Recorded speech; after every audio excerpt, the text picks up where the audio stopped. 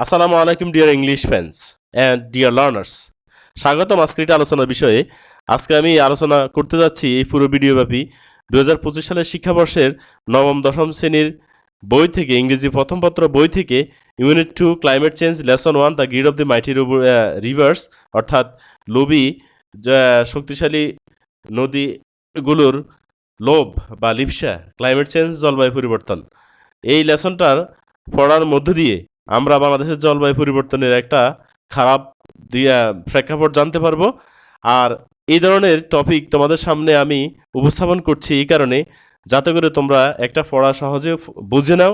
বুঝে নেওয়ার পরে এই বুঝাকে এটাকে পুঁজি করে পরবর্তীতে যাতে তোমরা ভালো করে পড়া অনুধাবন করো, টেবিলে পড়তে বসো। ওকে, আমরা আলোচনা চলে যাচ্ছি। এখানে এই লেসনের এইতে বলা আছে রিড দ্য ফলোয়িং টেক্সট, পড়া নিচের অনুচ্ছেদটি। এটা একটা ইম্পারেটিভ সেন্টেন্স, শিক্ষক আদেশ করতেছে ছাত্রছাত্রীদেরকে অ্যান্ড আনসার দ্য কোয়েশ্চেন্স, এবং উত্তর দেওয়ার প্রশ্নগুলোর। এটাও ইম্পারেটিভ সেন্টেন্স, এখানে দুটো ইম্পারেটিভ সেন্টেন্স আছে, অ্যান্ড দিয়ে যুক্ত করছে। ওকে, আমরা পরে যাই। আমি এই পড়ার ফাঁকে ফাঁকে দু একটা গ্রামার নিয়ে কথা বলবো, যে কারণে ভিডিওটি একটু লম্বা হবে। আশা করি তোমাদের উপকারে আসবে যদিও ভিডিওটি বড় হয়। মেহেরজান বাস করে ইন ইসলাম। মেহেরজান বাস করে ইন ইসলাম একটি বস্তিতে। ইন অর্থ হলো মধ্যে, একটি প্রিপোজিশন কোনো নাউনের আগে ইন বসে। ইসলাম এটা একটা নাউন, তার আগে ইন বসছে মধ্যে অর্থে। আমরা জানি কোনো শব্দের আগে মধ্যে অর্থে বাংলা অনুবাদ করার সময় তাকে যুক্ত হয়। একটি বস্তির মধ্যে বললেও উচ্চারণটা সঠিক হবে, অথবা একটি বস্তিতে বলছি তাও সঠিক হবে। এরপরে on Sirajganj town protection embankment. Sirajganj town protection embankment, Sirajganj শহর প্রোটেকশন প্রতিরক্ষা, ইমব্যাঙ্কমেন্ট অর্থ হলো বাঁধ, আর অন অর্থ হলো উপর। অন একটা প্রিপোজিশন, উপর অর্থে ব্যবহার হয় কোনো নাউন বা নাউন ফ্রেজের আগে। এই পুরোটা একটা নাউন ফ্রেজ, নাউন শব্দগুচ্ছ। অর্থাৎ সিরাজগঞ্জ শহর রক্ষা প্রতিরক্ষা বাঁধের উপর মেহেরজান বাস করে একটি বস্তিতে। ওইখানে একটি বস্তি আছে বাঁধের উপর, ওই বস্তিতে বাস করে। দ্য হুইসপারিং উইন্ড, হুইসপারের তো শো শো, উইন্ড মানে বাতাস। From the river Jamuna, Jamuna নদী থেকে, অর্থাৎ এখানে বুঝে নিতে হবে যমুনা নদী থেকে বয়ে আসা অর্থাৎ ব্লক কথাটা উল্লেখ নেই, তারপর আমরা এটা বুঝে নিব। ফ্রম অর্থ হলে থেকে, এটা একটা প্রিপোজিশন। মেক্স করে দ্য ফায়ার আগুনকে আনস্টেডি, টলমালিত বা অস্থির। অর্থাৎ যমুনা নদী থেকে বয়ে আসা বাতাস মেহেরজান যে আগুনটা জ্বালাইছে রান্নাবান্না করার জন্য, ওই আগুনটাকে টলমালিত করে বা অস্থির করে। এরপরে দ্য ড্যান্সিং ফ্লেমস, অগ্নিশিখার নৃত্য। ড্যান্সিং মানে নৃত্য, আর ফ্লেমস মানে হলো অগ্নিশিখা। আমাদেরকে আগে অগ্নিশিখার কথাটা বলতে হবে, তাহলে অর্থ মিলবে। রিমাইন্ডস মনে করিয়ে দেয়, এটা একটা ভার্ব প্রেজেন্ট ফর্ম B1, এটা প্রেজেন্ট সিম্পল টেন্স, সাধারণ বর্তমানকাল।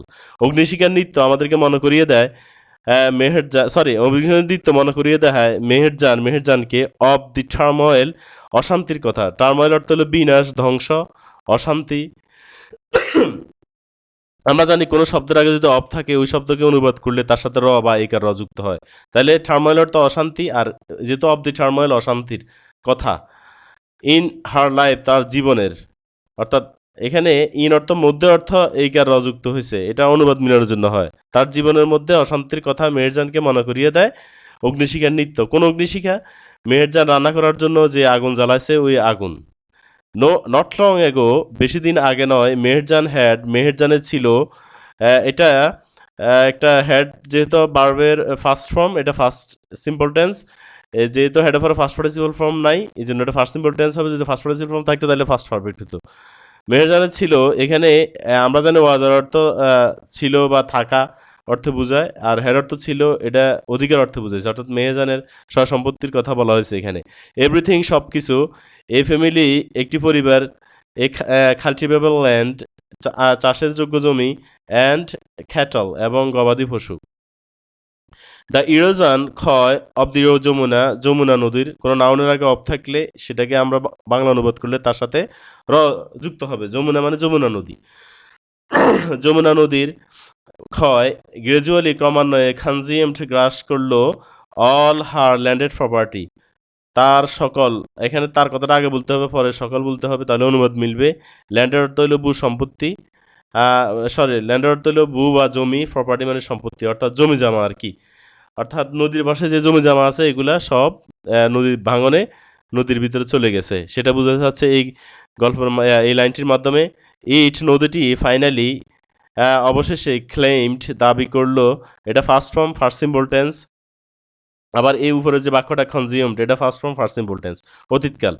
হার অনলি শেল্টার, তার একমাত্র আশ্রয়টি, হার তো তার অনলি একমাত্র বা কেবল, শেল্টার মানে আশ্রয়। ডিউরিং দ্য লাস্ট মনসুন, গত বর্ষা, ডিউরিং অর্থ হইল সময়ে, হ্যাঁ, বা এরপরে লাস্ট অর্থ হলো গত, আর মনসুন অর্থ হলো বর্ষাকাল বা মৌসুমী বায়ু বা বর্ষাকালের বৃষ্টি।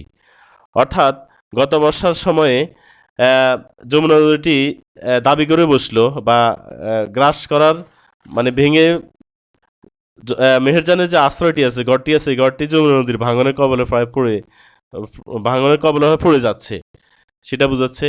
ইট took the river only a day, বলতেছে নদীটি নিল, ইট দ্বারা এখানে নদীটি কি বুঝেছে, মানে দ্য রিভার, এখানে ইট আর টুক এখানে একই অর্থে ব্যবহার হয়েছে। নদীটি নিল অনলি এ ডে, মাত্র একদিন সময়, টু ডেভর গ্রাস করতে। আমরা জানি টু একটা প্রিপোজিশনের পরে টু প্রিপোজিশনের পরে বার্ব বসলে প্রেজেন্ট ফর্ম হয়, আর এই দুটাকে একসাথে যদি আমরা উচ্চারণ করবো তাহলে ওই বার্বের অর্থের সাথে তাকে তে যুক্ত করতে হবে, টু অর্থ এখানে তে। অর্থাৎ টু ডেভর গ্রাস করতে মেহেরস হাউস, মেহেরের বাড়ি, ট্রিজ গাছপালা, ভেজিটেবলস শাকসবজি, গার্ডেন বাগান, এবং দ্য ব্যাম্বু বুশ বাঁশের ঝাড়টি বা ঝোপটি। অর্থাৎ মেহেরজানের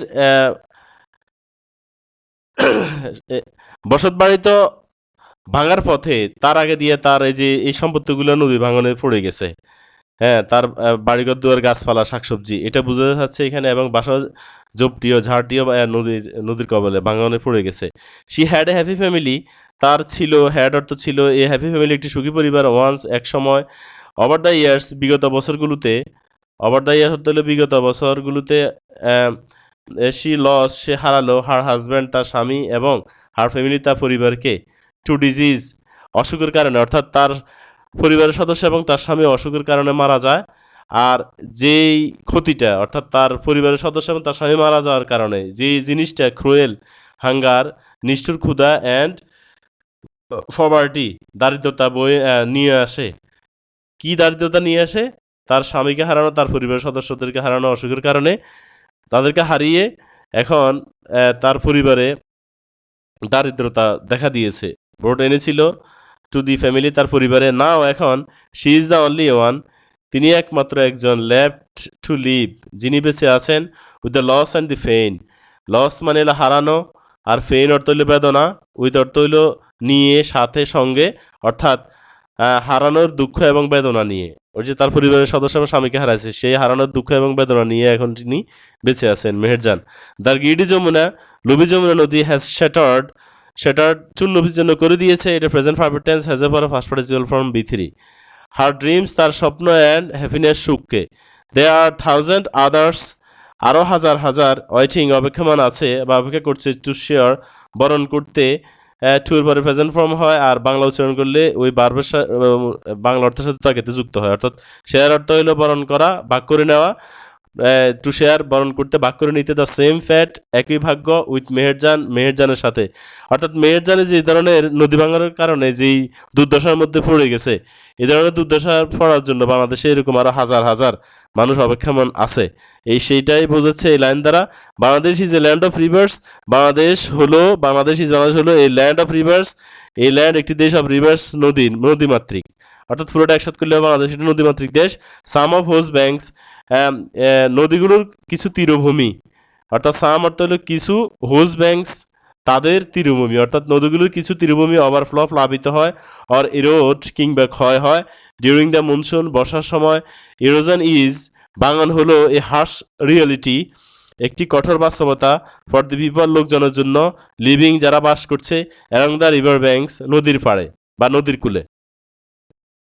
ডিউরিং ইচ মনসুন প্রত্যেক বর্ষার সময়, ইচ অর্থ প্রত্যেক, ডিউরিং অর্থ সময়, মেনি মোর ভিলেজেস মেনি অর্থ অনেক, মোর অর্থ আরও, আর ভিলেজেস অর্থ গ্রাম, অর্থাৎ অনেক অনেক গ্রাম বা অনেক আরও গ্রাম, আর থ্রেটেন্ড হুমকির মুখে পড়ে, বাই দ্য রোরিং গর্জনের মাধ্যমে।